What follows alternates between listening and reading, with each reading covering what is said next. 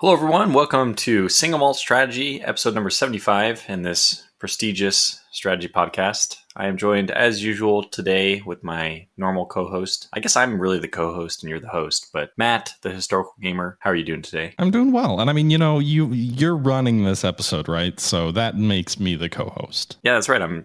This is like me taking off the training wheels, seeing if I can fly solo. So I expect this will be an unmitigated disaster. Today we have with us a new guest who hasn't been on the podcast before.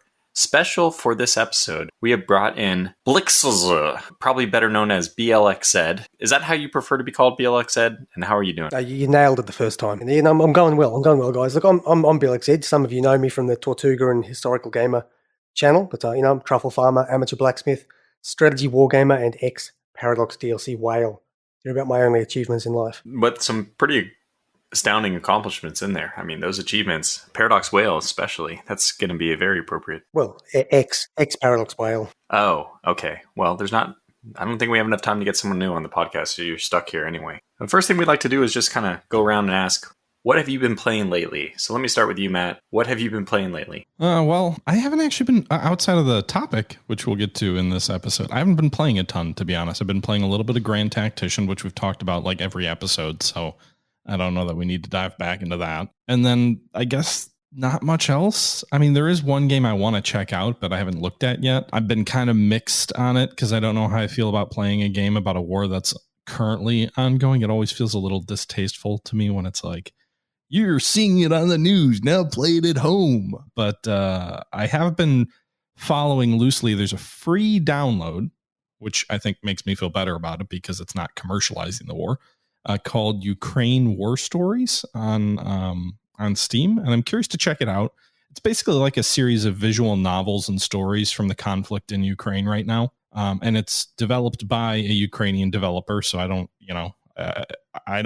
know anything about these stories or whatnot. I do know a little bit about the developer. They're Starny Games, and they made the Strategic Mind series, which I've played a bit on my channel, which are kind of like hex-based, turn-based war games, kind of in the Panzer General style, but they also have this over-the-top cutscene stuff with like 3D voice acting, of generals talking about the campaigns that are unfolding, and it is so bad. The voice acting is so bad, it's good. And I think they're also making the upcoming Slytherin title. I think is it like World War II Commander HQ or something? Can't remember the name of it actually. Anyway, I'm curious to check it out just because, I think visual novels are kind of an interesting storytelling mechanic. And obviously there's a war going on. And so if these are really pulled from the actual conflict, it would certainly be interesting. And since it's free, I don't feel as guilty about like commercializing the conflict, if you will. But that's that's what I've been up to. It's called Headquarters World War II.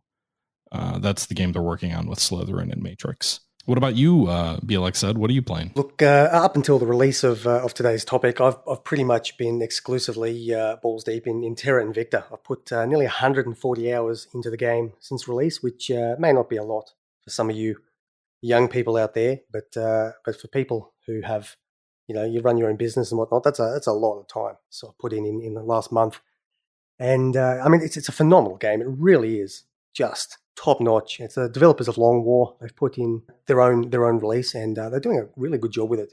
It's got a few bugs, still in early access. So for people who are a tad averse to that stuff, they might want to avoid it. But definitely check it out. You're into that kind of thing. No, this game it's definitely polished. I would say that it's in better state as an early access title than a lot of games are at release. Which is, I mean, we'll play into one of the games that I'm going to talk about when it's my turn, but.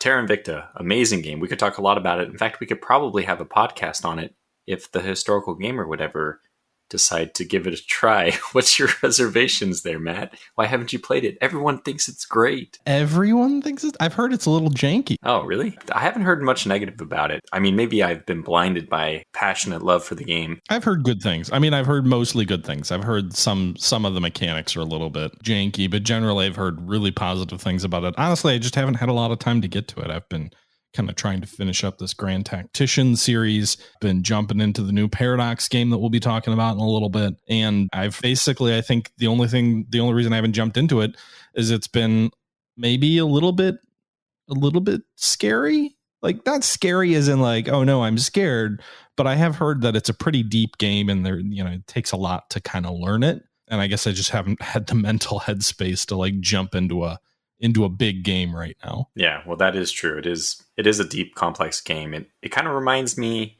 so it's not going to play at all like a Gary Grigsby title. It's very smooth. I think it's a lot more user friendly. You don't have to be as scared about it as I think that people may have let on, but it does have that kind of depth. We'll have to talk about it another time. But I love everything about the way they've designed the strategy for decisions. The way you move anything has a nonlinear effect.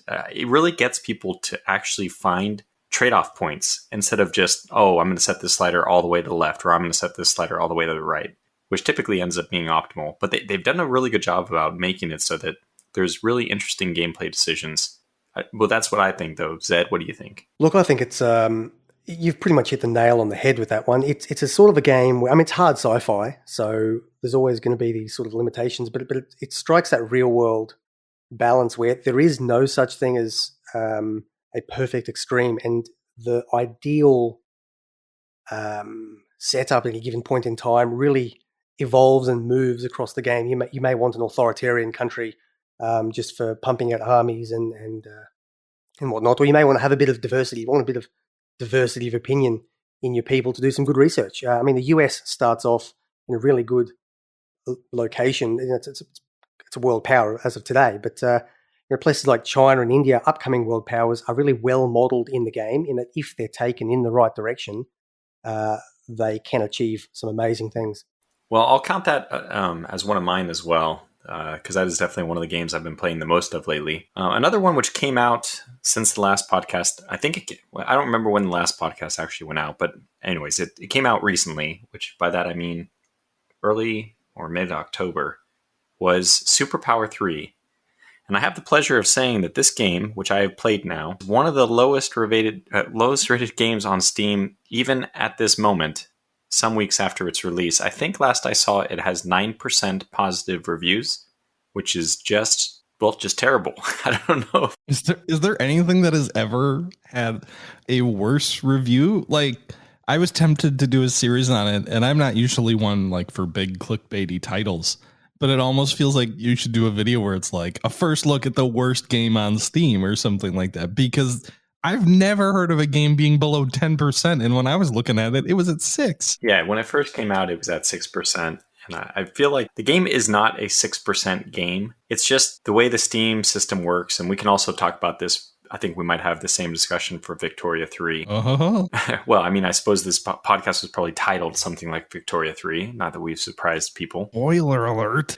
Yeah, that's right. Yeah, I think that the Steam review system, I effectively think that Steam has some issues if you take it a 9% positive review and treat it as a 0.9 out of 10. I don't think that does the game justice, because basically as soon as you get to like a point where people think it's a 4 out of 10, everybody is going to give it a thumbs down, or even probably like a 6 out of 10. People will just give it a thumbs down. I don't know if that made sense, but basically I think that it's hard to treat the Steam rating as a out of 100 rating.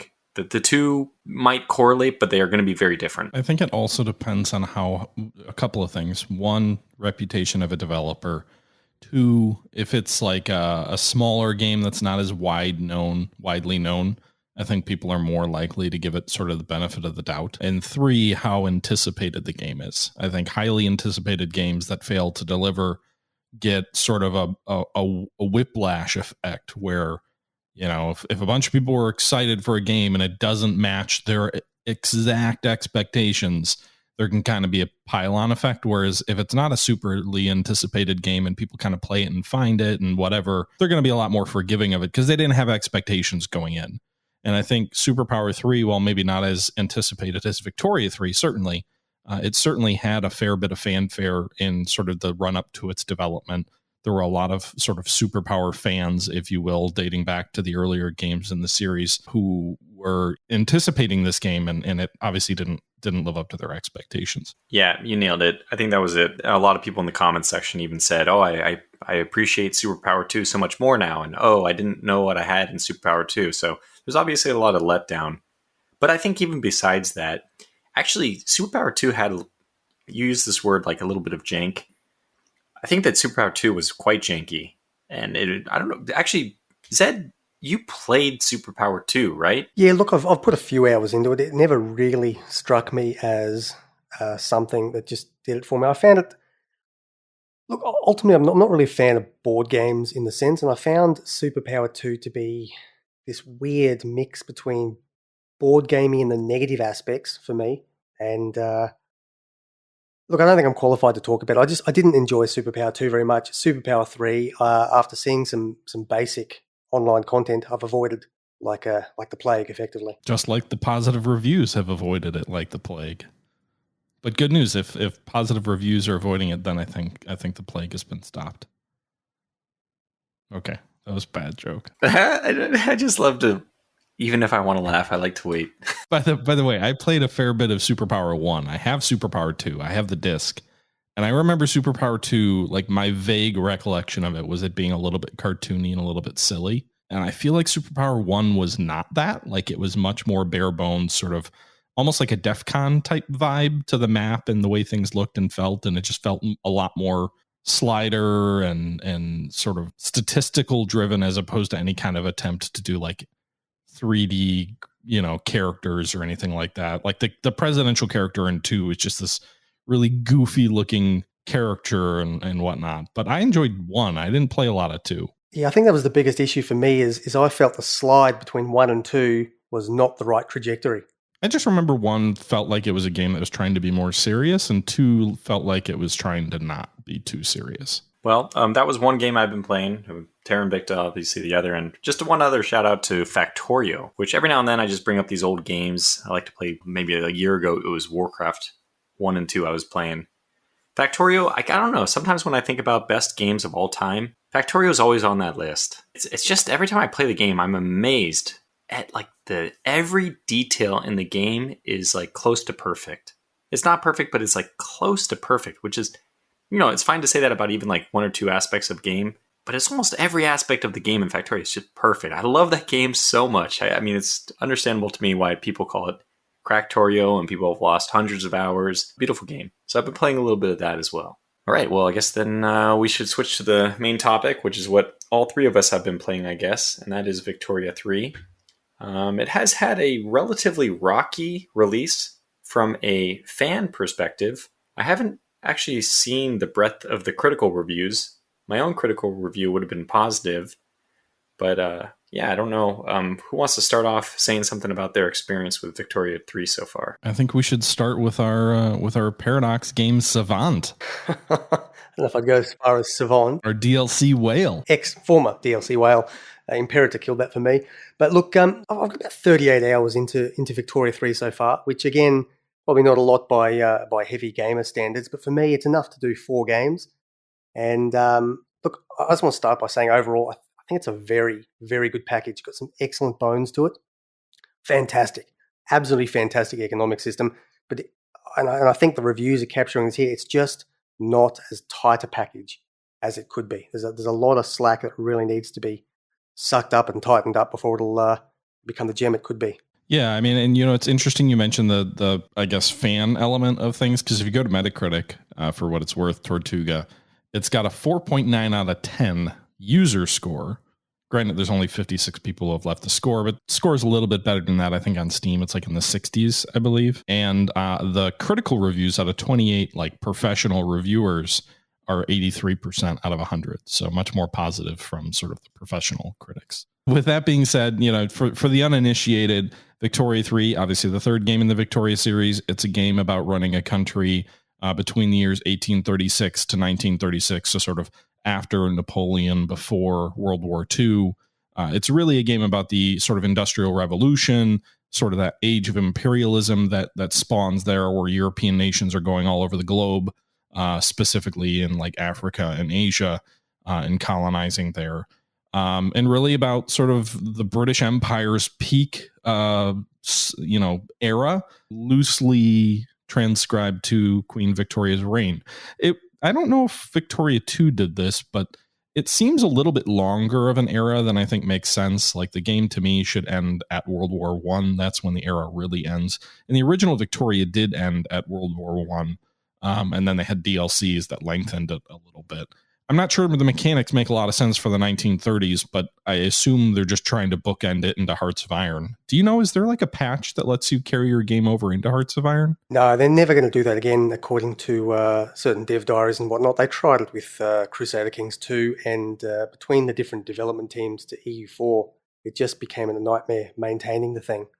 But I'm not sure how many hours you've played of Victoria. I'm in like 21, 22-ish, so I've played it a fair bit. I'm pretty positive about it. I enjoy the game.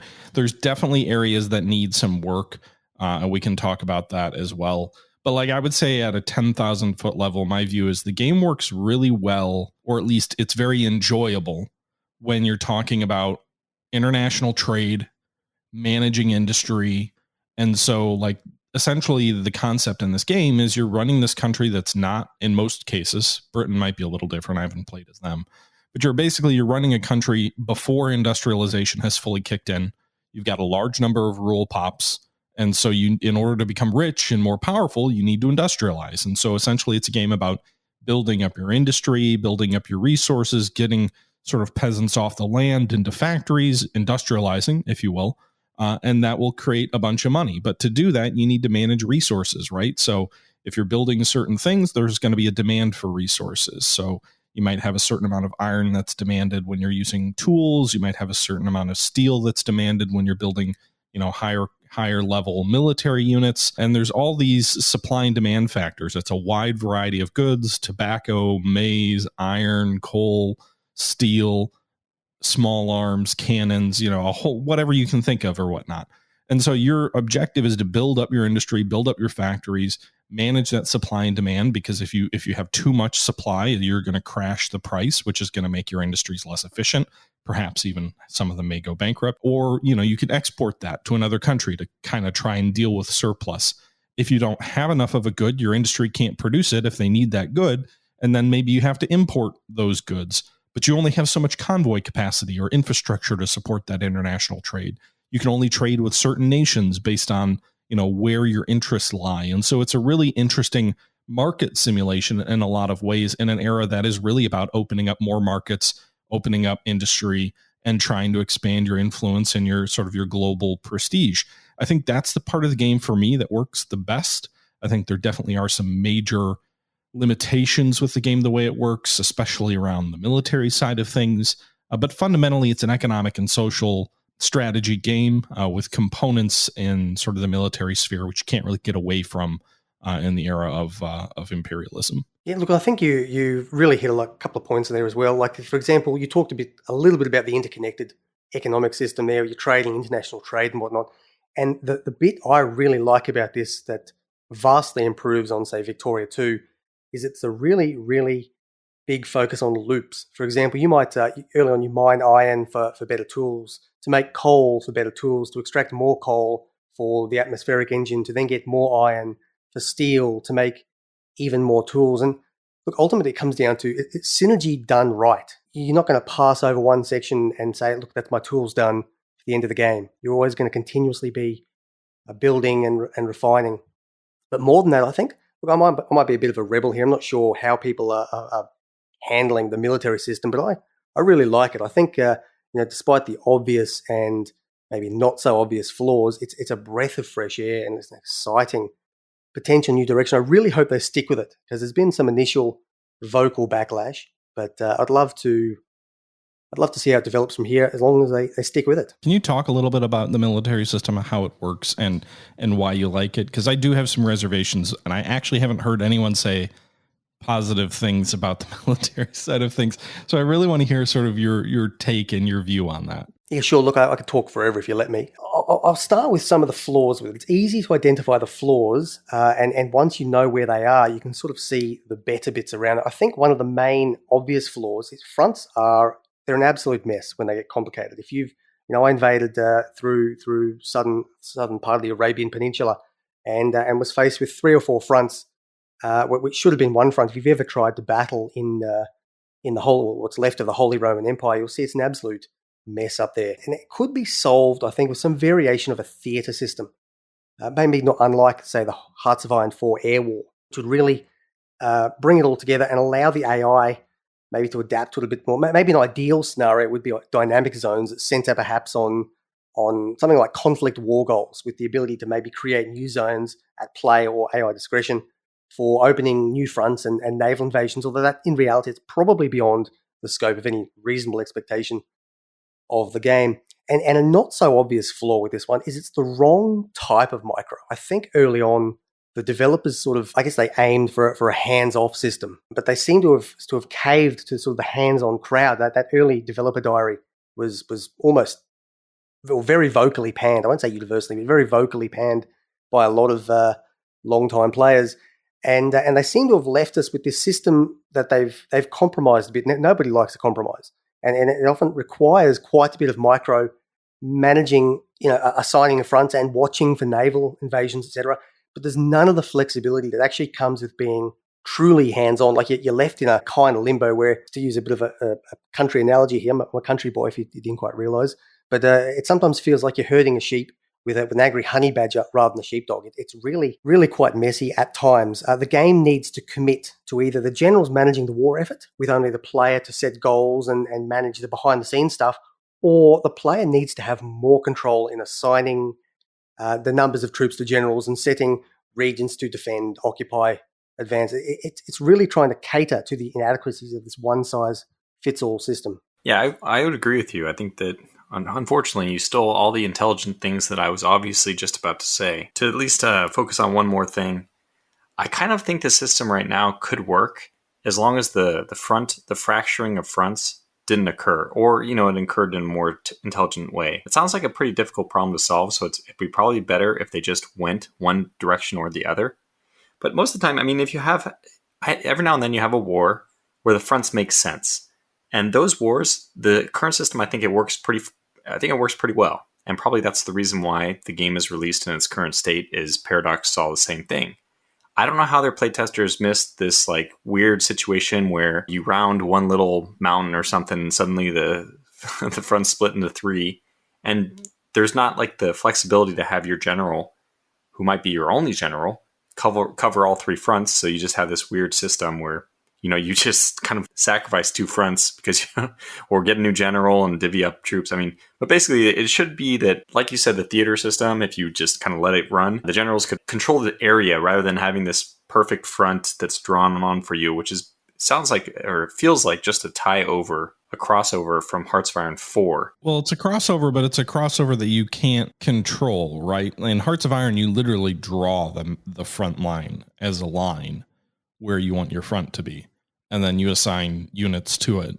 In Victoria 3, when a war starts, depending on what your border looks like with the opponent you're fighting, the front is automatically created. And so, you can't control that. Tortuga mentioned something a bit there, and when it works really, really well. So in a recent game, I did a multiplayer game and with Tortuga and Lethrington, and we lost the Mexican-American War. But we gave a good account of ourselves. But Tortuga had to leave. He left halfway through that multiplayer thing and stayed logged in and connected and came back later. But it continued to play, and his AI fought as well as either our AI. So when it works, it's really, really good. It allows us to continue focusing on the core economic loop of the game rather than having to sit there and manage and micromanage in a way that just doesn't make any sense. Yeah, and I don't necessarily disagree with that. I think the main thing I was trying to focus on is just that if you haven't played it before, the way the fronts work is they're selected for you as the player. So you start a war. The fronts are generated based on, I don't know, BLXZ. Is it just, are the fronts the same all the time based on borders and provinces? Or does it take other things into account and how it creates those fronts? It only creates the fronts. So we had, I had some terrible colonization. So as Mexico, I controlled parts of, forgive my American geography here, but I think it was parts of Oklahoma and Nevada. And there's like this weird protruding bit going in, sort of all the Indian Territory area. And so it was this massive front. Like in reality, it was about maybe 4,000, 5,000 kilometers of zigzaggy front, but that was considered one single front. Whereas if you go into, again, the Holy Roman Empire, it'll give you every single country has a brand new front and you need a brand new general for it. Yeah, and I think that kind of is reflected in the Mexican-American War also by what you were just saying, because I was playing as Mexico as well in my online series, and the U.S. border with Mexico was one front, but then because the Indian territories were a protectorate in Oklahoma, the Indian territories were a protectorate of the U.S., that was a separate front. So to your point, there's this long front line basically from California into Oklahoma, thousands of miles, and then there's like a gap, which is its own front. And then the original front from California to Oklahoma resumes to the east of the Indian territories and goes to the Gulf. And so it's like this really kind of odd setup there for the front lines. I feel like having some control over what the front is, kind of in the way that Hearts of Iron has, from my perspective, would be beneficial. I also kind of feel like the way that you assign units, like I agree. I think they don't really pick a lane. So it's, if you want to automate and sort of assume away the warfare, they could probably do a better job of it, because as it is right now, it's like I have to assign armies, I have to assign generals, but I can't customize the armies fully. Like, armies are drawn from headquarters in my own territories, and I can only have battalions in that headquarter under one general, and I can't bring units from other parts of my territory. Like, there's a Central American headquarters for Mexico, there's a Mexico headquarters, there's like a West front, like a West, like California type headquarter. So like each one of those headquarters, all the battalions that exist in that headquarter, they can't merge into one general under command, which is weird. So like you've got all these different generals who have these different units that you can't merge or can't edit or anything like that. You can assign them to a front, but you can't really merge them. And then when you fight, you assign them to a front. And so you might have like 3 generals in the front. You might have a really good defensive general and you're fighting defensive battles, but you can't actually pick the general who's in charge, which doesn't seem to make a lot of sense to me. Like, what's the point of having these perks and these generals if I can't actually tell you who to fight? And so it's like this weird level of, I get to pick some things, but not others. I don't know that I want to micro it, but I guess I'd want a little bit. If you're going to give me the option of picking the general and picking the units, I'd like a little more control, or don't make me pick all of that and kind of do a better job of just sort of, aggregating it. Look, a hierarchy would be good, like an order of battle or something like that, having an overarching regional theatre command. But also the issue it runs into is they've set up the system where they encourage, the AI is designed to jump in when it has a stake in the area. And you may have a front set up, but as soon as a new country joins, suddenly you have to create a new general to divvy up. You can't just say, well, look, 10% of the forces go and hold this line or something. I end up having to create whack-a-mole generals, or I could have 5 or 10 generals, each with their own bureaucracy cost, to go and staff all these borders. Yeah, I think that's the problem, is that if the fronts were created in a sensible way, you'd be okay with this current system. But it's just when you have this fracturing of fronts, that's when I find that the system breaks down. And even in the situations where there's a massive front and it's all one front, like the Mexican-American one we had, I don't think I minded that. It's mainly when you have to divvy things up when the fronts fracture too much. I mean, maybe I'm just trying to hint to Paradox where I think the system might need to go, is make it a little more general. It's not just the fracturing of the fronts, though. Like, I mean, because of the way the headquarters are fractured, also, you end up in situations where you can't really pick the general you want to fight. Because the game just looks at all the units that are assigned to that front when you fight a battle, and then it picks which general's in charge of the battle that's going to happen, and then it picks which units get to fight with that general. And so you don't really get to pick your order of battle going in. You don't get to pick, unless you just deliberately only assign one general to a front, which might limit how many troops you can deploy to that front. You don't really get the ability to kind of really manage it in a way. It's just kind of weird. Like, if you're going to just assume away a lot of this and sort of streamline things and not make the game about warfare, I guess I'd rather them just automate more of it. But I also think, based on the reviews, a lot of people hate the war system because they want Victoria 2, where you're micromanaging all of these things.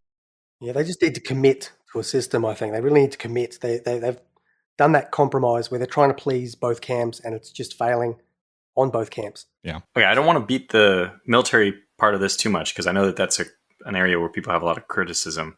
But just to say one more thing about it, I do appreciate the fact, and this is rare for me, but if we're going to go to the hands-off viewpoint, I kind of enjoy the fact that you have these bad generals that you don't want in the fight, and yet they are caught in the fight, which is also kind of like impossible to control in a military standpoint anyway. Like, I can't control where the enemy is going to attack. The only thing I can do is control which of my generals will be on the attacking force, which you can do. You can set your generals to either defend or to attack. And I like the fact that if the enemy is attacking and you have all your generals on defense, you can't deter, like your general can't move, World War I type thing. You can't shift your general from the northern part of the front to the southern part of the front. You just have to let the attack happen wherever it's happening. The fact that they're abstracting this away, because they're trying not to make you right click on different provinces and all this. They're obviously trying to move towards abstraction. I like the idea that it's kind of random, and maybe, I don't know if the system's perfect, but I haven't noticed any like glaring problems with how battles are picked. So I think it's done pretty well for itself. I think it's okay. I think it would be, again, if you had the ability to create your own stacks of units on your front line rather than pulling troops from headquarters and each headquarter has to have its own general, then I think it would work better. Because as it stands right now, a lot of times I don't have a choice but to have 3 or 4 generals on one front.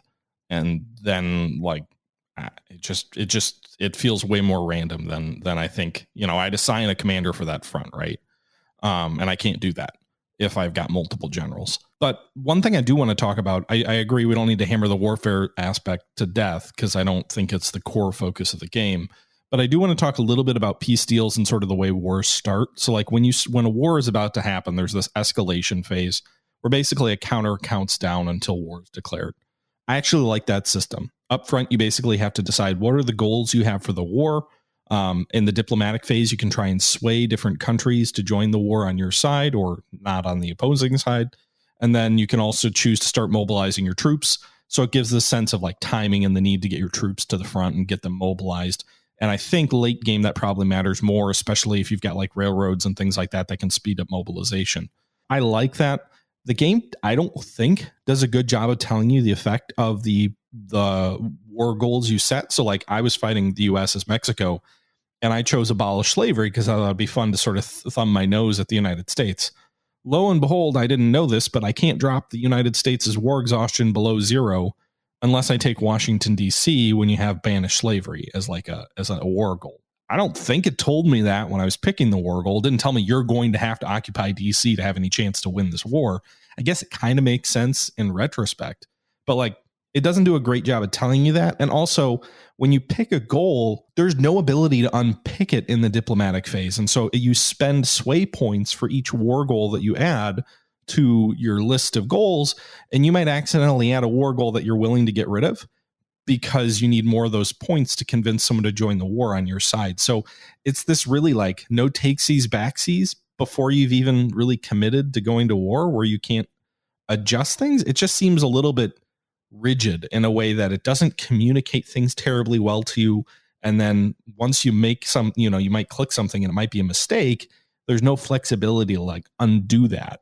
And it doesn't warn you that either when you're picking it. It doesn't warn you like, are you sure you want to add this war goal or whatever? You won't be able to remove it. So I think it's, I don't know. It's not the kind of mistake I'm going to make a bunch, but it was frustrating in my gameplay where I added a war goal, then realized after the fact I didn't have enough points left to sway Britain to join the war on my side, which they would have if I had the points to do it, but I couldn't do it anymore because I had added too many war goals. One issue that flows on from that I find is that, world wars are the norm rather than the exception. I think there needs to be say you're Britain, and you don't want someone to intervene in Mexico or Texas or something. You need to be able to say, as a world power, without joining the war and locking something in and being swayed in, you need to be able to put in a threat, like we will join if you don't cease. And that allows people to back down or cease the escalation without necessarily having to join the war and turn into, like I think Tortuga described in one of his videos, a world war over a treaty port in Denmark or something. I don't know all the details. He'd probably explain it better than us. But those sort of things happen more often than not. I was playing Sokoto, however you pronounce it, and France was colonizing the area and wanted to take some of my land, and it devolved into a world war with Britain and Prussia joining in, and it just seems like it's taking a good idea and running with it a tad too far. Can you negotiate at all So like, I know you can give in, right? The war counter is ticking down, and then you can choose to give in and give the other side their war goals.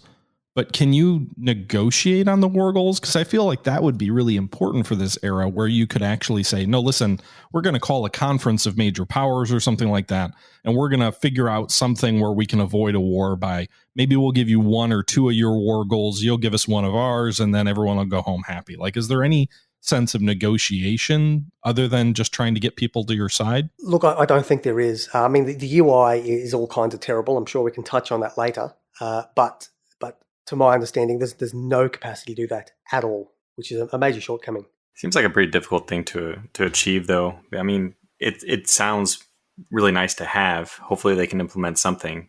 I want to first go back to the original topic and just say that the way that things build up to war, it is really good. I really enjoy it. As a general system, with a lot of improvements hopefully forthcoming for a lot of the points you guys have already raised. But I really like this ability to sway. I don't know if it's ever been... Have things been done this well? I mean, the notion that there is this kind of talking and conferring of allies and divvying up of territory, I really like that, and it's so appropriate for the era. Maybe it's still not where it needs to be, but I don't remember them doing anything like this previously. I don't even remember how this worked diplomatically in Vicky too. I think you just did some mana stuff, and then eventually some timer, some product.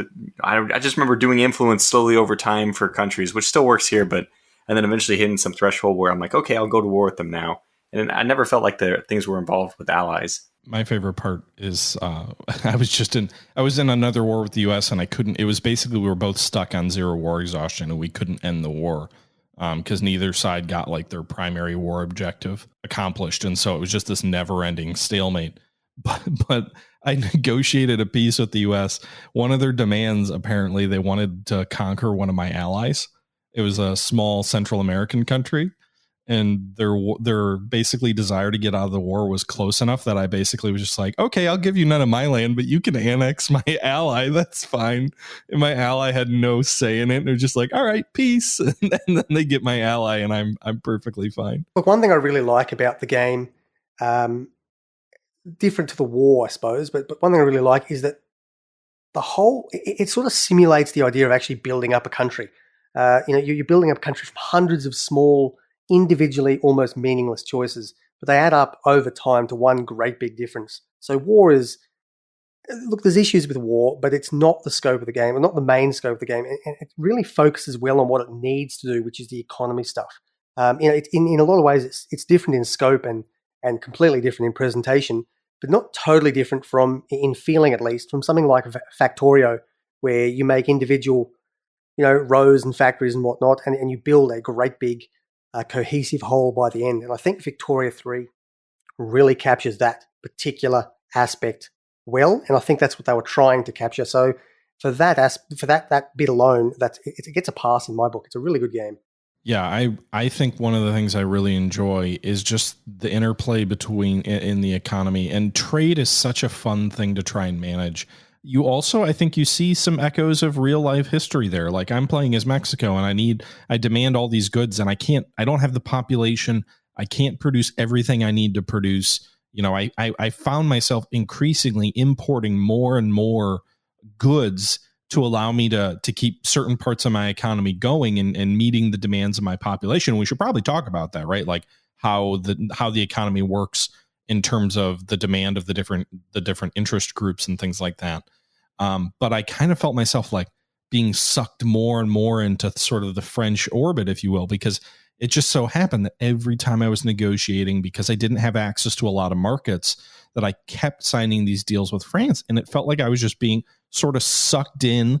And then my industries couldn't always compete with the French industries. And it almost felt a little bit mercantilist. And eventually the French are trying to invite me into a customs union, which frankly, eventually I ended up accepting a defensive pact with France because I needed someone to protect me against the US. I had fought 3 wars against them and barely survived.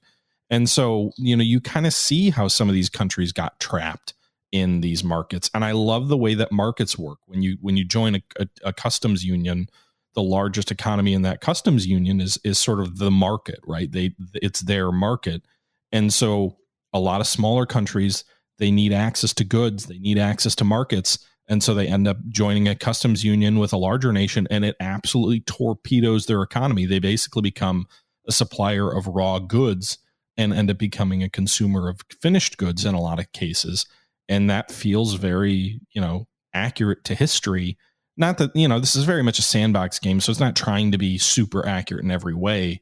But it is, I think there's some truth there. And I also think it's just a really enjoyable mechanic and an enjoyable thing to have to manage. Well, in our multiplayer game, Zed tried to be the benevolent dictator of our little trade union. I was playing as Brazil, he was playing as Mexico, and then, like he said, we had somebody else playing as Colombia. And Zed invited me, as I was Brazil, the larger economy, but I joined Mexico's trade union, and that was actually, he was in control of it.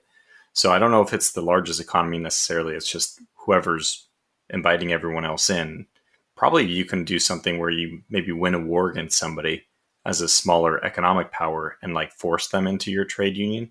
I'm not sure if that's possible, but it looks like there's some trade union type stuff in the war goals. We can also talk about multiplayer. One of the main reasons Vicky 2 had to be made, if you ask a lot of fans, was just to resolve the impossibility of playing a multiplayer game in Vicky 2, which was already a great game. And I mean, I think Vicky 3 is different, very different than Vicky 2 in a lot of ways, but it definitely carries the spirit of its predecessor with it. And it's mostly stable. We did have some sync issues at first trying to load into a game, but eventually I guess just slowing down the speed for the very first tick was enough to get us around it. Or I don't know, maybe it was you restarting your game. So we did have a small hiccup. I expect those things will hopefully decay over time as Paradox continues to work on the game. And it's funny, Paradox doesn't have an early access approach to anything, but when you buy a Paradox game that you're getting, 5 years of future development, although probably with some DLC thrown in there too. That's interesting that you guys have had a good experience with multiplayer, because I've seen some complaints from folks. I haven't played a multiplayer game yet, but I have heard some complaints that the syncing is an issue. Is it just when people are like throwing the time scale out, like they're messing with their time compression and different people sort of keep changing that and it causes it to drop? Or Look, we didn't change much at all. We pretty much stuck to speed through the entire time. To be fair, I'd had the game open for many hours. So we started it, and then Tortuga left. I left the game open for a number of hours, and then we rejoined the existing game, and it did cause a few issues because we brought in a third player. So in hindsight, restarting seemed to be the perfect fix. So I think it's just the way it was set up, and maybe some decay with players leaving and joining. How did you guys find the social policy? Because that was one of the things that they really touted with this game, is the ability to sort of replicate social, I don't know, conflict or institutions or things like that. Either one of you want to talk a little about diplomacy and sort of the society in the game? Well, do you mean, when you say diplomacy, do you mean politics, like internal to a country? Yeah, sorry. Yeah, I mean, I haven't experimented with all the options there. The way laws are enacted, maybe I just don't remember Vicky 2 well enough, but it does strike me as similar to Vicky 2. Probably we need Zed to comment on that because he's the Vicky 2 expert, I guess. I haven't played much of Vicky 2 lately. But I've seen some people commenting about how you can have a republic with only one party and no elections and stuff like this. So, I mean, there's probably just some kinks that need to be worked out. And of course, you get the vocal minority where people report on the most outrageous issues and they kind of build up a life of their own. I don't know how prevalent those things are. I've enjoyed the system. I like the fact that you have to kind of balance the different, the landowners versus the military versus the industrialists, and try to get like whoever you want into your party, maintain a high enough legitimacy that you can actually pass some of the government laws that you want to pass. It all seems like I'm still learning it after like 35 hours in the game, but it seems fun. I enjoy the trade-off there. I find a lot of Victoria 3 to be a lot more believable with regards to internal politics than V2. So in Victoria 2, you'd often, like very often, 9 times out of 10, run into the issue where a single party would win consistently for 100 years of the game. You'd really have to change things up or have a revolution to change a party. Getting the Liberals in power as a more conservative country for example, was quite a different thing, quite a difficult thing, and vice versa.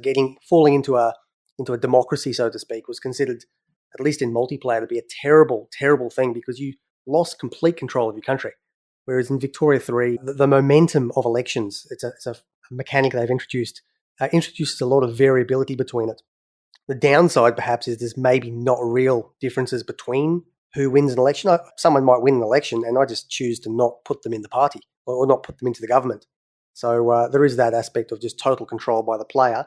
But perhaps I've never played a full democratic game. I've gone to, if I went to universal suffrage, maybe they get forced into power. I'm not entirely sure.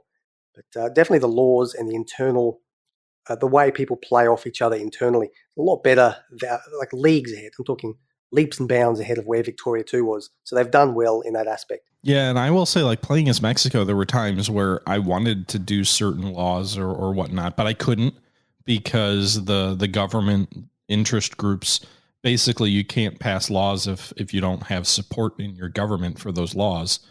And so I was often feeling like I was trapped in kind of, the large interest groups in my country tended to be the Catholic Church or the military, and they would form a conservative party often. And so I couldn't pass all of the laws I wanted to pass. I couldn't pass the public school law, so I had to settle for a private school, or actually, sorry, a religious school. I couldn't easily get rid of the state religion or other things like that. And there are ways you can do that, right? Like you can reform your government to include the right groups to do that. The problem with that becomes your government loses legitimacy if you're forming interest groups in your government that don't reflect the vote of the people. And so that can be kind of a challenge to make sure that you're not losing out by including groups that are not reflective of the vote. If you are, trying to force the country to change, you can do that through passing laws or doing certain things to reduce sort of the clout of that interest group. But it's kind of in my experience anyway, it's a gradual process, and it does sort of take some teeth pulling to make a country that is very firmly rooted, like Mexico is, in sort of the Catholic or the military parties, where they would regularly make up like 70% of the electorate in my games. So I think that's interesting. I think that's enjoyable. I think there's a nice bit of tug of war, if you will, between the different groups. My one complaint is when you do pass laws, it's a little bit too much like an easy button. I've seen people comment on the multiculturalism. I don't know if it's a law or society thing, but if you pass multiculturalism, it's kind of like an easy, like, racism's over type deal. And there's not enough pushback, I don't think, in your society, or there aren't enough mechanics to allow, like, you might pass a law that doesn't fix all your social issues that the law is trying to fix. It's a more gradual process, right? It does have a very legalistic perspective on things. As Sokoto, by 1850, which is 10, 14 years into the game, I had removed slavery, changed bureaucracy. Landowners effectively went from something like 40 or 50% power down to about 10% power in a very, very limited amount of time. So in some ways, it can be very, very easy, and there is no pushback. Like that, they may start a revolution, but if that doesn't happen within 2 years, they'll be happy, and they'll all be. It's post-Reconstruction U.S. South in the sense that, at least as the history books would have it, everyone was all friends and sharing flowers afterwards. Oh yeah, definitely. Yes, no long-term social divisions at all. But I think that you bring up an interesting point, which is another topic I wanted to bring up, is your experience in this game will also depend on what nation you're playing as. And I mean, I can at least tell people the three nations I've played predominantly as have been Sweden, Belgium, and now Brazil. And probably the least amount of time with Brazil, but it's been like a very unique experience compared to Sweden and Belgium, which are probably a little bit more similar, at least with respect to Brazil. And I've had a blast playing all three. But there, it's definitely a change when you go to Brazil and like there's no longer a great ability to industrialize right away. You're stuck with a lot of coffee, and if you accidentally join the wrong trade union, if Mexico, I should say, fools you, dupes you into joining a trade union, and suddenly the price of coffee goes to negative 75%. Not saying that this happened in our multiplayer game or anything. Then your GDP you can find it contracting by like 25% overnight. Anyway, so this the experience of playing different nations is I think it's going to change their experience. Do you, and those are very specific hypotheticals for something that may not have happened. Of course. Do you feel like each nation is individual? Because I have seen some folks saying like, it feels like every nation is based off a European model and just, some frustration. Obviously, I'm sure that will change over time as the game gets refined and DLCs come out and you get more flavor. But do you feel like every nation is kind of the same? I can definitely see the point. So I think the best, I'm going to let Zed answer this eventually. So Zed, start warming up because he's played as Japan. And I think the experience with Japan is a little bit different, or at least it should be the most different. So if Japan plays similar to like these other nations like Belgium, Sweden, then you really have a problem.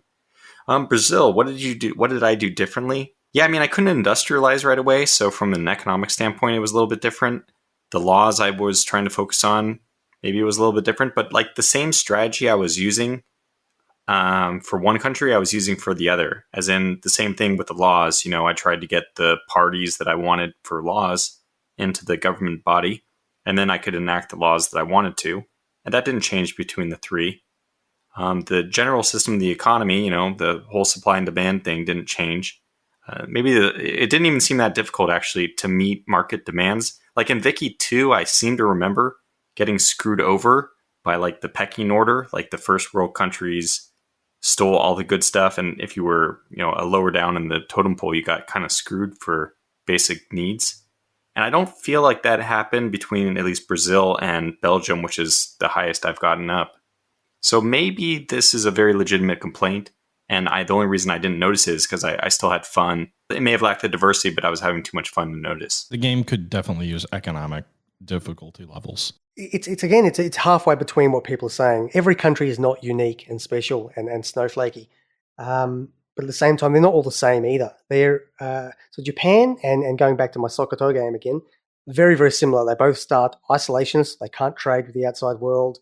And there is a very powerful group in charge that you need to spend the first quarter of the game at least trying to weaken and bring down. Belgium, on the other hand, which was probably my furthest going to like 1890 for having a bit of an oil crunch, they have a completely different setup. They start already with intensive agriculture or something similar to it, very close to it, and they've got this whole semi-industrial system set up. Eventually, everyone's going to industrialize if you're playing down that scope. So in that sense, they're all the same. They all want to, the player wants to move forward in a certain direction. But there seems to be at least the European side, the industrialized, semi-industrialized European side, and then the landlocked uncivs, to use a word from V2, play very, very differently. And I think there's a third group, which is sort of Latin America, that kind of semi-civ, to not insult anyone there, but sort of they're part way between it. They've got that kind of Western mindset. They don't start with irregular troop artillery and infantry, but at the same time, they have a totally different trajectory early on, at least as Tortuga was saying about industrializing and whatnot. Maybe I can just ask, Matt, have you played any other people, or at least extensively anybody beyond Mexico, or is that the kind of the crux of your gameplay experience? Not extensively. I've dabbled around in Central America. I started a game as Prussia, but didn't really get very far. I played as Sweden for a little bit because I heard that was kind of an easy one to sort of jump into and get started. But I would say the core of my experience has been playing as Mexico. Okay, I actually want to ask this question even. Maybe Zed, have you tried playing as... I get a little intimidated trying to play as the bigger nations. And my experience with Brazil has been the closest to like a big state. Because when I was playing as Sweden and as Belgium, I was monitoring each state and very precisely trying to control supply demand and what I needed to build more of to kind of build the whole economy up. Although for both those, you're kind of in the fortunate position where you can basically just build anything and the economy will actually accept it and continue to grow. For Brazil, the thing which was a little bit intimidating is that you have so many states. And because you have so many states, and this was a real problem, it was very hard to find the building that I wanted. And even though I've become a little bit more familiar with managing where to find the buildings, the full list, just my way of doing things, which probably needs to be tweaked, was generally to click from one state to the next. And when you only have 2, 3, or 4, or 5, whatever, Sweden I guess is 5, but it's basically 4. When you only have 4 to click between, that's manageable.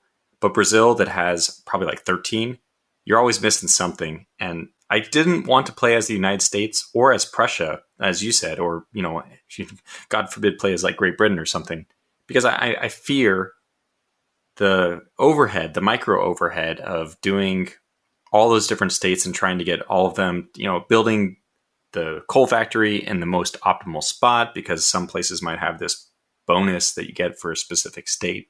Anyways, I've been overwhelmed to do one of the bigger nations. I'm curious if anybody has some like soothing words for me. I wouldn't say it's a state thing for me, but I will say as your economy becomes more advanced, because I don't believe in BLXZ, when you jump in, feel free to correct me if I'm wrong. One of the things people liked about some of the previous Victoria eras was, depending on your government policy, the capitalists could kind of take over and start managing building factories and other things like that.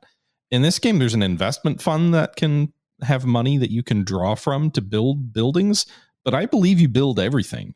And so one of the things that I experienced as Mexico was like, there were a large number of provinces as Mexico, but a lot of them are empty. A lot of them I'm honestly not trying to invest in because I just assume the US is going to take them. The thing where I got overwhelmed was just as I started leveling that economy up and getting really complex supply chains going, where you're 3 tiers into a good, right? Like you've got iron, which flows into tools, which flows into some factory that consumes the tools, which then has an output and also has multiple other chains. Like these supply chains just grow exponentially as your industry grows. And I got to the point where I felt overwhelmed by my ability to manage all of that. And I felt like I could really only focus on 1 or 2 industries without just feeling overwhelmed in terms of managing all of that. Look, there's a real lack of concrete automation. There's a thing called auto-expand, but I find that just causes problems. But once you've got that many states like you're talking about, it does become a bit of a crazy situation to keep track of everything. With my Brazil game, with Tortuga earlier, I found that I sort of had to remember, like, that state is glass. I clicked the wrong one. It's my coal state. And, oh, no, I've done that. Oh, I've done this. It's sort of you're having to remember, like rote memorization. I think one of the issues is that they're hiding a lot of critical information inside nested tooltips. And I'll come back to that later, perhaps. There's more I want to say. But the issue feeds into there's an inability to pass all the usable information, like the POPs or the effects of laws, trade to the economy. You need a more like a centralized overview section, I think, to show everything. A way to more easily take stock of the situation of your nation at the game start. Something like a great big list of provinces with potential versus utilized resources, including worker potential, which is another resource, without having to manually go through them and click each one, or without having to manually go through the outline, a submenu, province by province, then rote memorize each province as well. So there sort of seems almost to be like a style versus substance issue. But did you want to say something, THG? Yeah, I did want to. So I think the GUI is a good place to kind of talk about things, and I'm curious to hear what both you and Tortuga have to say about it. Because I didn't find it that problematic, but at least until later in the game when things got more complex. But one thing I just want to call out, since we're talking about managing things and being a little bit overwhelmed, and thinking of a state as a glass state and another state as a furniture state or whatever. I think that's very actually valuable as a player to think about things that way. And the reason for that is this game rewards you leveling up a single industry over building. It rewards playing tall rather than wide. And what I mean by that is, as an industry grows, as a factory goes from a level 1 to a level 2 to a level 3 to a level 4, each level you get progressively more efficient in the factory. And so there is literally an economy of scale bonus that as industries get bigger, they produce more and more at sort of an exponential rate. So instead of building 2 level 1 factories to produce what a level 2 would, a single level 2 factory is actually better in terms of output than a level 1. And a lot of states, you're not going to have the population to have multiple level 10 factories or whatever. So it does make a lot of sense as a player to say, this is my glass state. This is my iron mine state, because each time you level up, it massively increases the amount of workers that you need. And depending on your methods of production, you need different types of workers and pops, which we haven't really touched on yet. But it really does make sense to play tall in individual states because you just get a huge economy of scale bonus. That's true, and even in matters where it's a little bit confusing. I mean, you get the same bonus for construction. So, but there's also, and this is perfect tie into the GUI, potentially GUI criticisms. I guess we're going to probably talk about is they don't mention, for example, that although you have a bonus to throughput for putting like multiple construction places in the same state, they don't mention that you also get a bonus for having a construction place in the state that you're constructing something. So there's this tug of, this balancing act, this where you want to have construction built up all in the same spot, but if you're going to build in that particular spot, that's where you should put your construction. And if you're going to spread your construction, like your different building production stuff all over, you do have some benefit from having construction in all of them. And that's also true even like of universities. There's a tug of war there as well. And this is not, I don't think, very well described in the GUI. And I'll let you talk about that in a second, Zed. But just one thing which drives me nuts is you're so infrastructure capped, infrastructure just being like the number of buildings you can have in a particular state.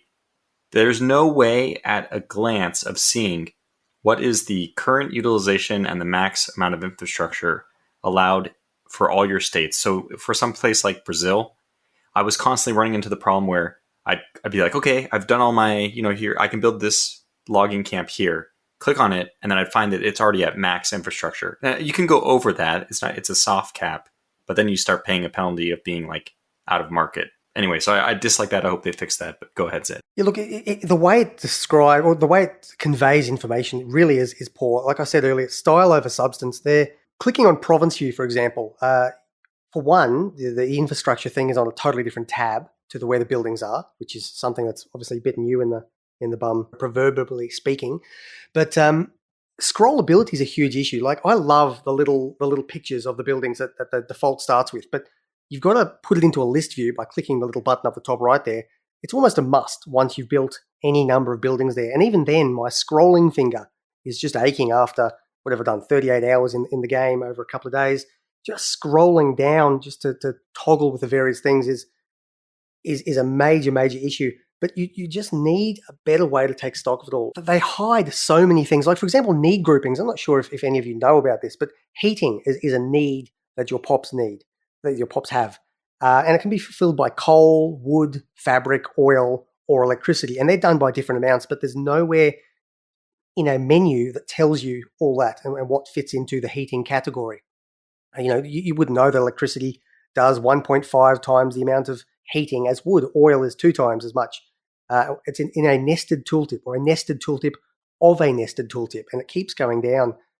Information like what needs each wealth level has.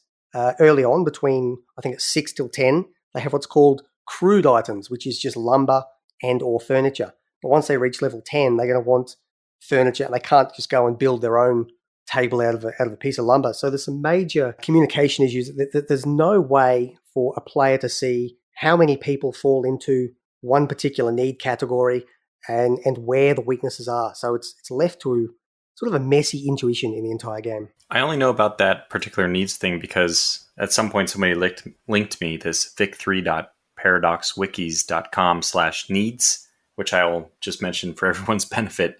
I have this up when I'm playing now, and it has all these different needs for the pops, which is extremely useful to know about. And yeah, I guess if you need to have a wiki open on the second monitor for a Paradox game, that reminds me of something that may have happened in Hearts of Iron 3, but considering they're going pretty mainstream, or at least they target a more mainstream audience, I no longer think that that's appropriate. If you have so many bells and whistles in the GUI, you might as well include the needs in a way which the common player can access.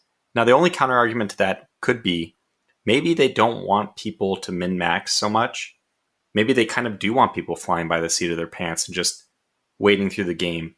To go back to another comment that TSG made earlier, and this is something that we've kind of talked about before this podcast, I kind of think there should be a difficulty for economy. There's difficulty for AI aggressiveness, and there's also a difficulty for like how AI interacts with you diplomatically. But there's not an economy one, and I feel like the game is pretty easy for somebody like me who will pay attention to these little things like need. And I feel like the game could be basically split into the gamers who don't really want to have needs Wikipedia article up, and they can play just by the seat of their pants, just by feel. And then the economy will be very forgiving to them. And then you can separate into another category, which it's like more for like the power gamers or the people who, I would say actually the original or traditional Paradox crowd, who's much more about like power gaming the system and wringing every little bit of efficiency out of their system. And the GUI does not support the latter. Maybe that's by design. I don't know. One thing I think is interesting about this is, we're talking about limitations of the GUI, but I kind of feel like Victoria 3 flies in the face of a few things. You were talking about going mainstream, which I think is true, right? Like the last time Paradox released a Victoria game was over 10 years ago. They were not the studio they are today. They didn't have as large of an audience as they do today. And in a lot of their releases, Hearts of Iron 4 got lambasted by a lot of people for simplifying things. CK is kind of in a unique situation, I think. Stellaris certainly streamlined a lot of stuff. I feel like Victoria 3, like the more I think about it, this is we could talk for another 2 hours, I think, on this game and not hit everything about it. Maybe not 2 hours, certainly another hour on this game and not touch everything. This is a pretty big game. Like there's a lot of stuff. The economy is huge. It's a pretty complex game. And some of that I think is because the GUI's not well designed. But I think part of that, the reason the GUI's not as easy to design is because there's so much to it. Like I feel like it's still Paradox, the new Paradox of trying to appeal to a wider audience. And yet at the same time, I don't think this is a simple game by any means. I think this is a very big game. So I do think there's some callbacks to some of the old Paradox in here. It was probably unavoidable considering you're taking a game like Vicky 2. There's like almost no way, and I think they did simplify a lot of things, but there's really almost no way you can do a Vicky 2 in a simple way. I mean, it's like a tycoon game for a huge balancing act of economy. And I think they did make, with the system, they made it pretty robust to error. Like you can set up a system, let's say I just built a whole bunch of tool factories without having any iron. There are workarounds for that. Like essentially your population can just sit and not build tools. I don't feel like those buildings don't close. Long story short, you can kind of get away with being stupid about your decisions in a way which probably you cannot do in the real world, or in the real world would have drastically worse consequences. So I don't know, they mainstreamed it maybe from the economic difficulty standpoint, which is, again, just going back to the same thing we were saying. But I think if I was to say my thoughts on Vicky 3 as a full package, I have enjoyed it. And I even when I noticed the errors, I haven't experienced too much the problems with the Warfront, which is what I've heard probably the most criticism about.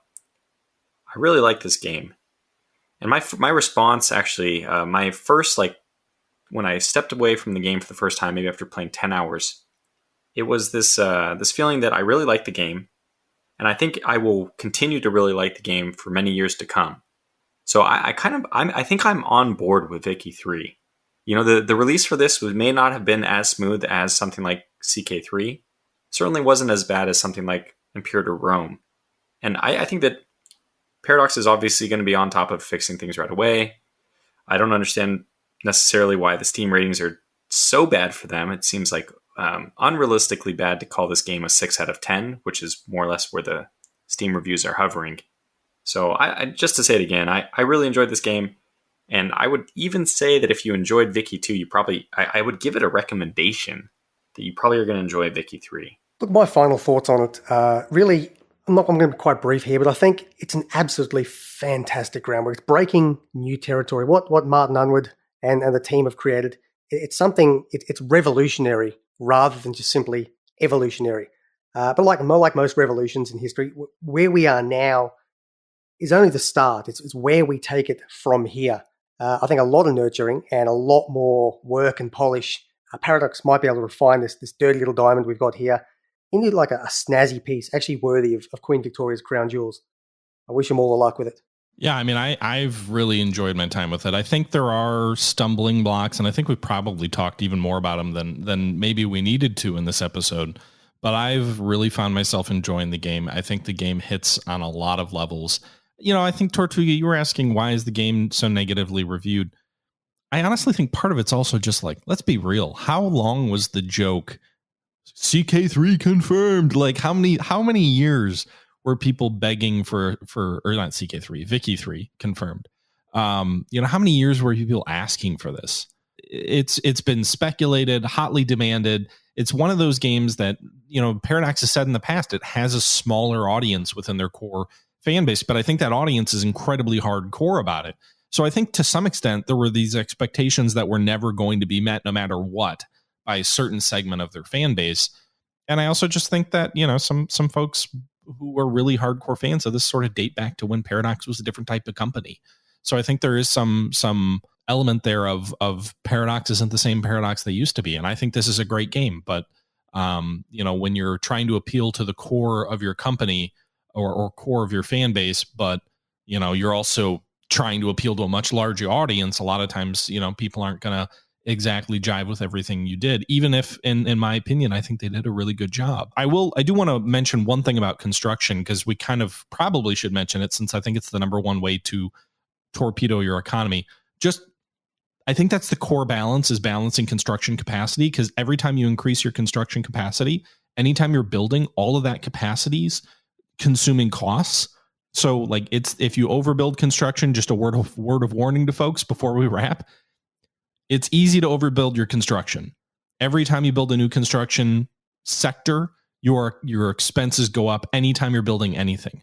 So if you're not careful, you will very quickly run into a situation where you have astronomical construction expenses as you're trying to increase your costs. And so that's, I think, the number one way people will torpedo their economy, is they'll basically not be able to afford to build anything ever because their construction capacity is so huge, it drives such huge costs. And then they go into debt, which isn't necessarily a bad thing, but you do have to manage that, or you can very quickly end up in sort of a fatal funnel, if you will, and not be able to afford to build anything. But sort of going back to the wrap up, I really think this game is a really enjoyable game. It's not without its warts. It's not without things that need to be improved, but it is, I would say it's the second best Paradox launch I can think of, dating back past Hearts of Iron 4.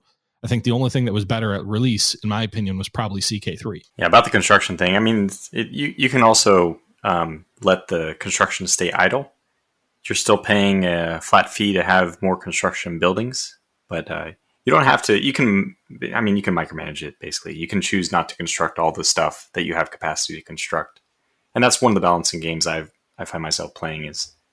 Although ultimately I find that you get to the point where your economy is doing so well, you can pretty much, you almost have to expand your construction capacity, because your economy's like in the green even when you're fully constructing, which is a nice place to be. Zed, do you want to say anything more before we close?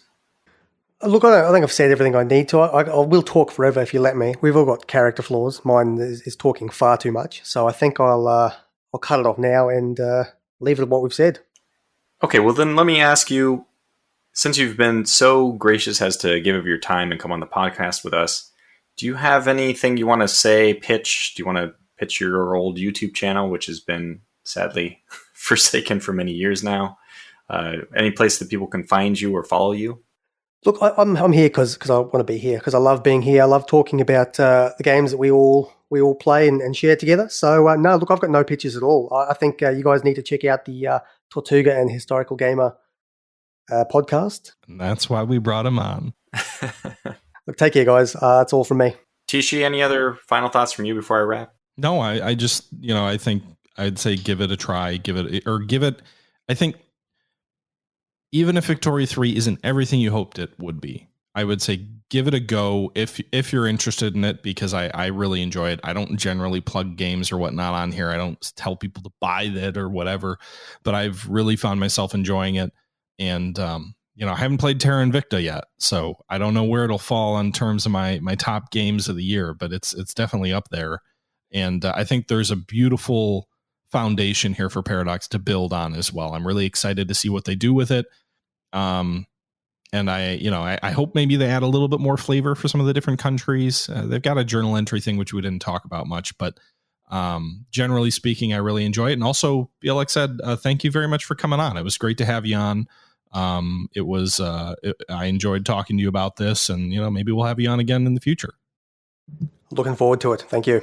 So in other words, you guys are both looking forward to greatly the many, many DLC that are to come. I'm okay with that. I don't have an issue with the Paradox DLC model. I know many people do, but I don't. That would be a different podcast, though. Fair enough. Okay, well, then that is all for the Single Malt Strategy podcast for episode number 75 on Victoria 3. Thanks to everyone for listening, and until the next one, we're out. Hey, I got a question, guys. This seems to be a common thread, Tortuga. You're talking about your game with BLXZ where you guys are playing online. No one ever invited me to any game online. Why am I always the one left out of the loop? Is this done? Are we done? Should I stop? Are you only just recognizing this, THG? No.